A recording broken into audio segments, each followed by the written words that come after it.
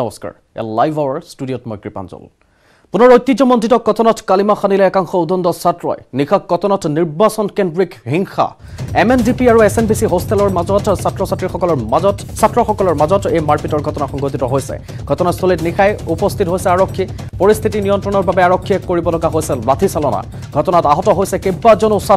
আহত ছাত্ৰকেইজনক GMCHত ভৰ্তি কৰোৱা হৈছে বুধবাৰে কটন বিশ্ববিদ্যালয়ৰ নিৰ্বাচনৰ ফলাফল ঘোষণা কৰা হৈছিল আৰু তাৰ পাছতে এই ঘটনাটো সংঘটিত হৈছে নিৰ্বাচন কেন্দ্ৰিক ঘটনা সংঘটিত হৈছে কটন বিশ্ববিদ্যালয়ত পুনৰ ঐতিহ্যমণ্ডিত কটনত যেন একাংশ উদণ্ড ছাত্ৰই কালিমা খানিলে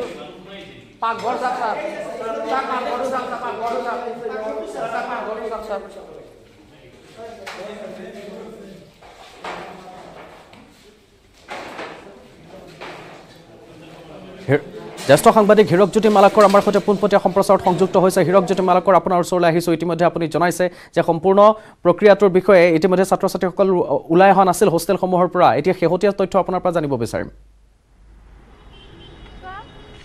হয় কৃপাঞ্জল যেহেতু কটনৰ যে নিৰ্বাচনী কেন্দ্ৰিক হিংসা এনে নতুন কথা নহয় ইয়াৰ আগৰ পৰা এনেধৰণৰ ঘটনা সংঘটিত হৈছে কিন্তু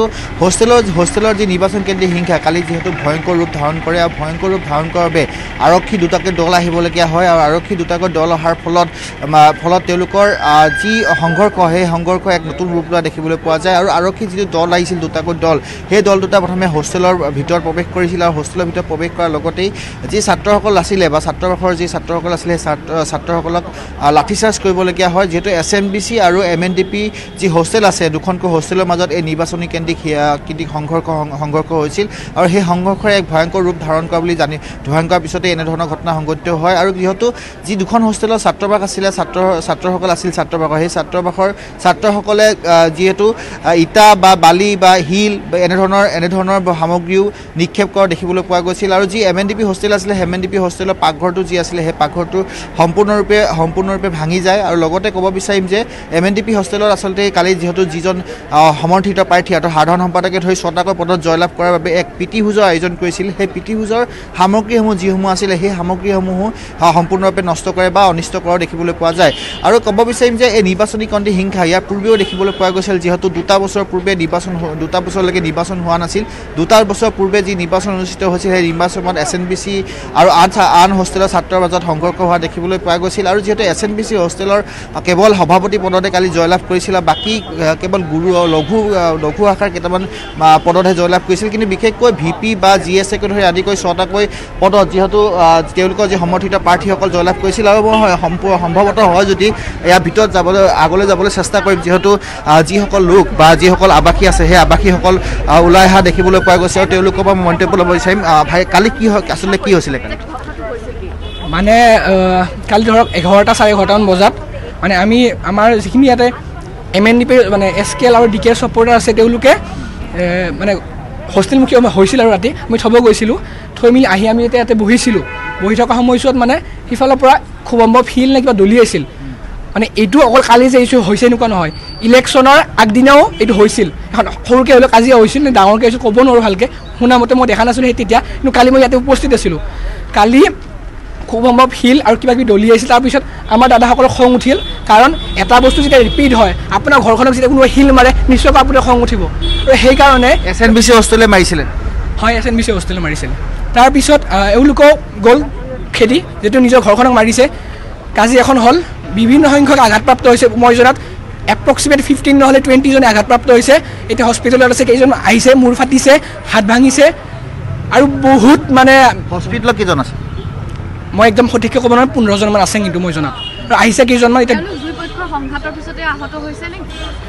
সেইটো মই ভালকৈ ক'ব নোৱাৰিম কাৰণ মই ইয়াতে আছিলোঁ দেখা পাই মই ইফালে নগ'লোঁ মানে মই ইয়াতে আছিলোঁ লাঠিচাৰ্জ কৰা বুলি জানিব পৰা গৈছে পুলিচে আৰক্ষী লাঠিচাৰ্জ কৰিছে আমাৰ দাদাসকলক ৰুমৰ ভিতৰত সোমাই মাৰিছে মানে আৰু SNBCত গৈ পিনি SNBC ছাত্ৰসকলক কিবা কৰিছেনে সেইটো ভালকৈ ক'ব নোৱাৰিম কিন্তু এটা কথা আমাৰ আপুনি মেছৰ অৱস্থা চাব পাৰে আমাৰ ৰুমৰ অৱস্থা চাব পাৰে খিৰিকী ভাঙি আছে ভাত গোটেই পৰিছে মাংস গোটেই পৰিছে বিভিন্ন সংখ্যকে ভাত খাবই নাপালে সেইখিনি কোনে কৈছে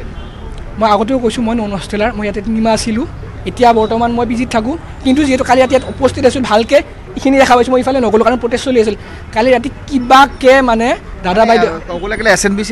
ছাত্ৰবৰ্ষৰ যিসকল ছাত্ৰ আছিলে সেই ছাত্ৰই প্ৰথমতে যিহেতু এটেক কৰা বুলি জানিব পৰা গৈছে এইটো সঁচা কথা মই জনা সঁচা কথা, কিন্তু মই এইটোও নকওঁ যে গোটেই SNBC হোষ্টেলৰ বৰ্ডাৰখিনি এইটো কামটো কৰিছে, নহয়। তাতে যিটো এখন ঘৰত ভাল মানুহ থাকে, বেয়া মানুহ থাকে, তাৰে কিছুসংখ্যলে মানে এটেক কৰিছিল, কিছুসংখ্যক নকৰিব পাৰে। মই গোটেই হোষ্টেলত কোৱা নাই, কিন্তু কিছুসংখ্যকে আৰম্ভ কৰিছিল মানে। ধন্যবাদ জ্ঞাপন কৰিছিলে। এয়া আছিল ছাত্ৰাবাসৰ ছাত্ৰ। মই ক'ব বিচাৰিম যে যি কালি ভয়ংকৰ ৰূপ ধাৰণ কৰিলে, সেই ভয়ংকৰ ৰূপৰ পিছত যিহেতু এক ভয়ংকৰ ৰূপ ধাৰণ কৰে আৰু তাৰপিছতে নিৰ্বাচনী যি কেন্দ্ৰিক হিংসা, সেই হিংসা সৃষ্টি হয়। মই ক'ব বিচাৰিম দুইখন হোষ্টেলৰ মাজত এনেধৰণৰ চূড়ান্ত ৰূপ ধাৰণ কৰে যে অৱশেষত আৰক্ষী আহিবলগীয়া হয়, আৰক্ষীয়ে লাঠিচাৰ্জ কৰিবলগীয়া হয়। আৰু ইতিমধ্যে 15জন লোকক যিহেতু GMCHলৈ লৈ যোৱা হৈছিল, তাৰে পাঁচজন ইতিমধ্যে GMCHত ভৰ্তি হৈ আছে বুলি তেওঁলোকে আমি দেখিছোঁ আৰু আমি দৃশ্যও দেখুৱাইছোঁ নিউজ 18ৰ দৰ্শকক। যেতিয়াই তেওঁলোকে ৰাতিৰ দৃশ্য দেখুৱাইছোঁ, হাতে হাতে লাঠি আদিসমূহ লৈ, সকলোৰে হাতে হাতে লাঠি আছে আৰু লাঠিসমূহ লৈ তেওঁলোকে ভিতৰত সোমাই মাৰপিট কৰাৰ দৃশ্য ইতিমধ্যে আমি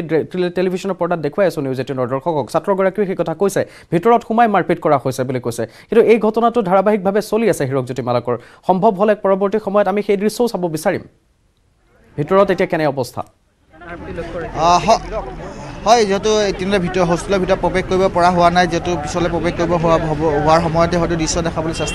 চেষ্টা কৰিম। মই ক'ব বিচাৰিম যে যি নিৰ্বাচনী কেন্দ্ৰিক হিংসা, সেই হিংসাই এক ভয়ংকৰ ৰূপ ধাৰণ কৰে আৰু ভয়ংকৰ ৰূপ ধাৰণ কৰাৰ ফলতে আৰক্ষী আহিবলগীয়া হয়। আৰক্ষী অহাৰ পিছতেই এনেধৰণৰ ঘটনা সংঘটিত হৈছে। আৰু মই পূৰ্বতে উল্লেখ কৰিছোঁ, এতিয়া উল্লেখ কৰিম, যি প্ৰীতি ভোজৰ আয়োজন কৰিছিল, সেই প্ৰীতি ভোজৰ সামগ্ৰী সম্পূৰ্ণৰূপে নষ্ট কৰে। আৰু প্ৰথমতে SNBC যি হোষ্টেলৰ আৱাসী আছিলে, সেই আৱাসীসকলে প্ৰথমে আক্ৰমণ কৰে বুলি এই মুহূৰ্তত যি হোষ্টেলৰ আৱাসী আছিলে, MNDPৰ হোষ্টেলৰ আৱাসীয়ে ইতিমধ্যে প্ৰকাশ কৰিছে। আৰু তাৰপিছতে এই ভয়ংকৰ ৰূপ লৈ প্ৰথমে শিল নিক্ষেপ কৰিছিল আৰু শিল নিক্ষেপ কৰাৰ পিছতেই তেওঁলোকৰ মাজত দুইখন হোষ্টেলৰ মাজত সংঘাত হয়। আৰু সংঘাতে এক ভয়ংকৰ ৰূপ ধাৰণ কৰে। আৰু ইতিমধ্যে আৰক্ষীয়ে আহি ইয়াত উপস্থিত হৈছে। সেই আৰক্ষী দুটাকৈ দল আহি ইয়াত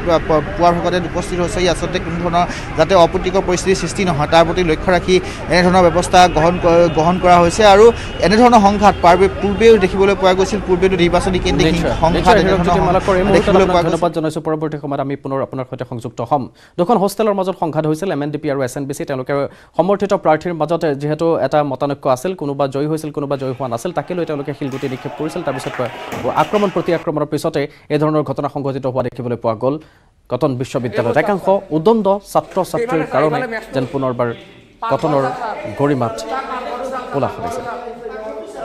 গৰিমা হ্ৰাস পাইছে। কটনত নিশা এয়া নিৰ্বাচন কেন্দ্ৰিক সংঘাত, MNDP আৰু SNBC হোষ্টেলৰ মাজত মাৰপিটৰ ঘটনা। নিশাই উপস্থিত হৈছিল আৰক্ষী, লাঠিচালনাও কৰিব লগা হৈছিল।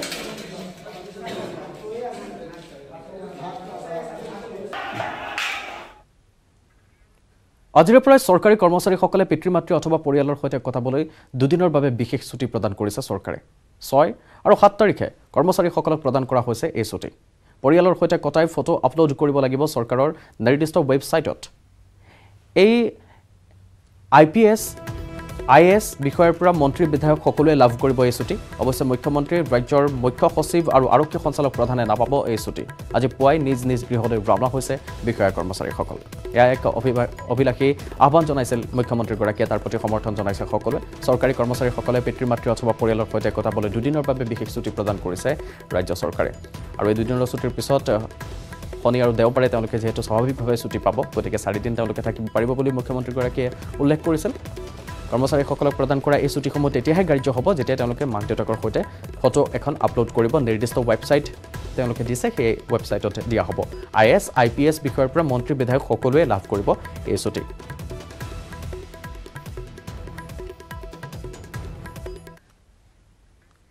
লাইভ আৱাৰত সময় হৈছে এটা বাণিজ্যিক বিৰতিৰ।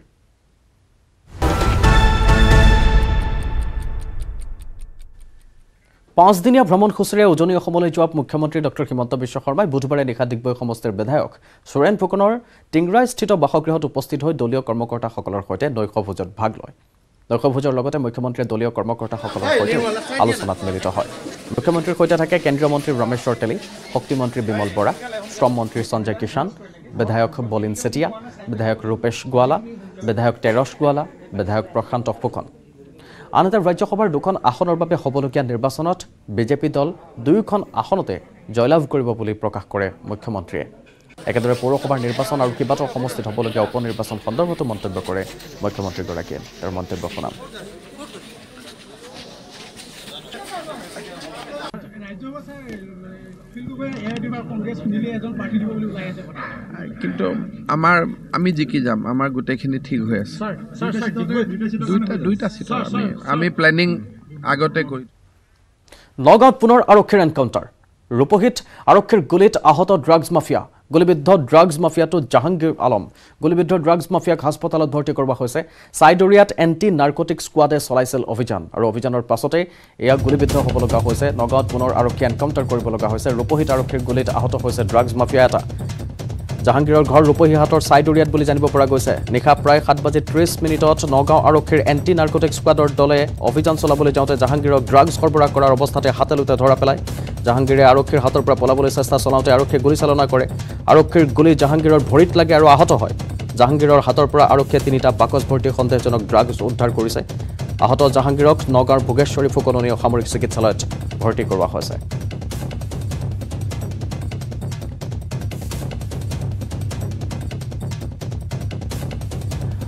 নগৰৰ পৰা জ্যেষ্ঠ সাংবাদিক নীলোৎপল বৰাই আগবঢ়োৱা যুগুতো এক প্ৰতিবেদন আগবঢ়াম বছৰৰ প্ৰথমটো এনকাউণ্টাৰ সংঘটিত হৈছে নগাঁৱত আৰু আমি এই মুহূৰ্তত দিব বিচাৰিছোঁ বিগ ব্ৰেকিং নিউজ নগাঁৱৰ ৰূপহীৰ শিঙিমাৰীত এটা দুৰ্ধৰ্ষ ডকাইত তথা ড্ৰাগছ মাফিয়া আৰক্ষীৰ গুলীত আহত হৈছে আমি দেখুৱাই আছোঁ বৰ্তমান নগাঁৱৰ ভোগেশ্বৰী ফুকননী সামৰিক চিকিৎসালয়ৰ পৰিৱেশ আমি দেখুৱাই আছোঁ এয়া বৰ্তমান আমি দেখুৱাই আছোঁ ইমাৰ্জেঞ্চিত যি কেজুৱেলিটি কক্ষত বৰ্তমান ৰখা হৈছে জাহাংগীৰ আলম আমি দেখুৱাইছোঁ জাহাংগীৰ আলম আজি সন্ধ্যা ANS team anti narcotic squad টিমে এটা অভিযান চলাইছিলে আৰু সেই অভিযানত গুলীবিদ্ধ হৈছে ভৰিত গুলী লাগিছে আৰু আমি দেখুৱাইছোঁ এয়া জাহাংগীৰ আলম 3টাকৈ কণ্টেইনাৰ পোৱা গৈছে 3 বাকচ ড্ৰাগছ পোৱা গৈছে ব্ৰাউন চুগাৰ পোৱা গৈছে আৰু লগতে এটা কথা ক'ব লাগিব যে বিভিন্ন অভিযোগ আছে ডকাইতিৰ অভিযোগ আছে জাহাংগীৰ আলমৰ বিৰুদ্ধে আৰু অসমত অমিক্ৰণৰ সংক্ৰমণ অমিক্ৰণত আক্ৰান্ত হৈছে অসমৰ দুজন অমিক্ৰণত আক্ৰান্ত সোণাপুৰৰ ৰোহন দাস মেঘালয়ত অমিক্ৰণত আক্ৰান্ত হৈছিল ৰোহন বৰ্তমান ৰোহনৰ অমিক্ৰণৰ ফলাফল নিগেটিভ হোজাৰ মহম্মদ মামুদ হুছেইনো আক্ৰান্ত অমিক্ৰণত সৌদি আৰবৰ পৰা আহিছিল মামুদ হুছেইন সংবাদমেল যোগে কথা জনাইছে স্বাস্থ্য মন্ত্ৰীগৰাকীয়ে গ্ৰন্থমেলাত কোভিড প্ৰটকল পালনৰ ক্ষেত্ৰত কঠোৰ নিৰ্দেশনা দিয়াৰ সম্ভাৱনা আজিৰ পৰা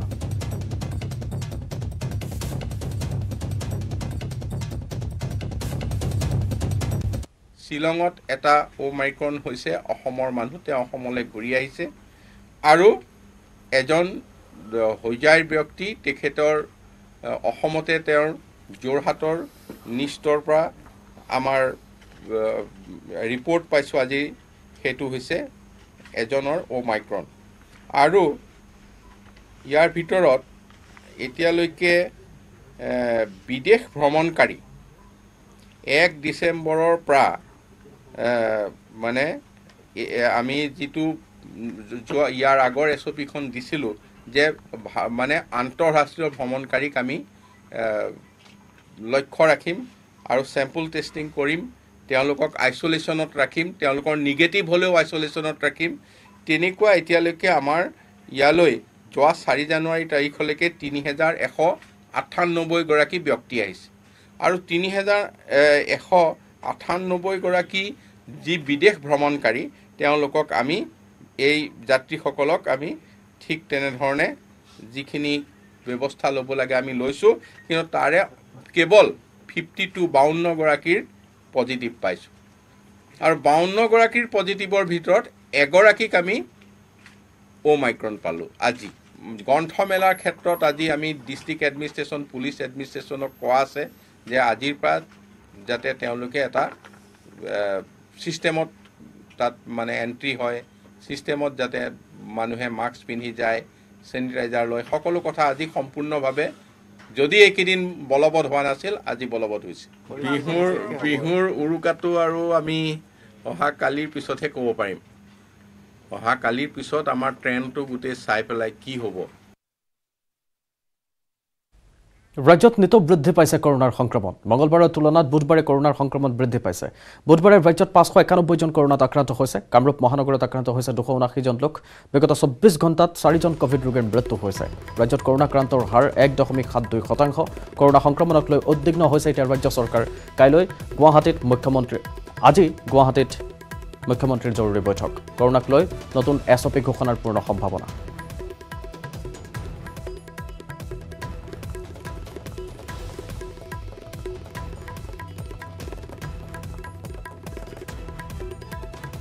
কোভিড পৰিস্থিতিৰ ওপৰত আমাৰ এখন জৰুৰী বৈঠক অনুষ্ঠিত হ'ব আজি প্ৰায় 591টা কেছ হৈছে আৰু যোৱা দুদিনত আমি দেখা পাওঁ যে প্ৰতিদিনে 150কৈ কেছ বাঢ়িছে তাৰ পৰা এটা অনুমান কৰিব পাৰি যে কোভিডৰ তৃতীয় ঢৌ এটা আমি দেখা পাব গৈ আছোঁ লকডাউনৰ আমি চিন্তা কৰা নাই কিন্তু বাকি আমি কি ধৰণে ইয়াক প্ৰতিৰোধ কৰিব পাৰোঁ ট্ৰিটমেণ্ট আদিৰ কাৰণে কি ব্যৱস্থা ল'ব পাৰোঁ এই গোটেইবিলাকৰ ওপৰত কালি গুৱাহাটীত এখন বৈঠক হ'ব তাৰ পিছত আমি আপোনালোকক জনাম বন্ধ হোৱাটো ভয় খোৱাৰ কথা নহয় কথাটো হ'ল যে যি মানুহৰ গাত ভেকচিন নাই তেওঁলোকক আমি প্ৰটেকশ্যন দিব লাগিব এতিয়াতো ক্লাছ 9 লৈকে ভেকচিন হৈ গৈছে একেবাৰে সৰু ল'ৰা ছোৱালীখিনিৰ ক্ষেত্ৰত আমি কি কৰিব পাৰোঁ কি ধৰণে শিক্ষাটো চলাব পাৰোঁ লগত কোভিডৰ পৰাও নিয়ন্ত্ৰণ কৰিব পাৰোঁ এই গোটেইখিনি আমি চিন্তা কৰিম মণিপুৰৰ থৌবাল জিলাত শক্তিশালী আইডি বিস্ফোৰণ হোৱাৰ খবৰ আইডি বিস্ফোৰণত শ্বহীদ আছাম ৰাইফলছৰ এজন জোৱান শ্বহীদ জোৱানজন অৰুণাচলৰ এল ৱাংছু বিস্ফোৰণত আহত আন এজন জোৱান আহত জোৱানজন ত্ৰিপুৰাৰ পিংকু দাস পানীৰ টেংকিত সংস্থাপন কৰিছিল আইডিটো উচৈ পকপি সাংগুম সাঙত বিস্ফোৰণটো সংঘটিত হৈছে প্ৰিপাক আইডি সংস্থাপন কৰাৰ সন্দেহ প্ৰিপাকে ঘটনাস্থলীত উপস্থিত থৌবালৰ আৰক্ষী অধীক্ষক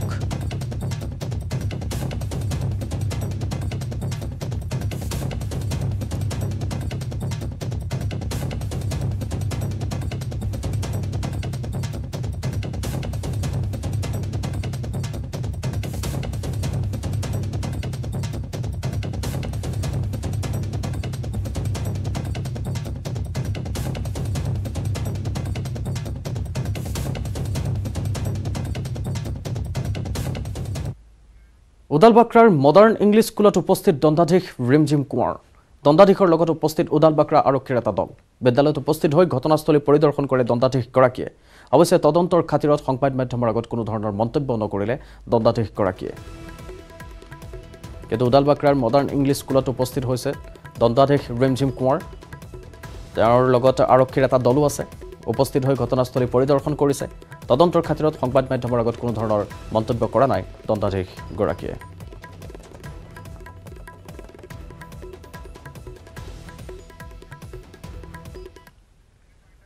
আৰু এই আছিল আজিৰ লাইভ আৱাৰ বিদায় লৈছোঁ মই কৃপাঞ্জলি নমস্কাৰ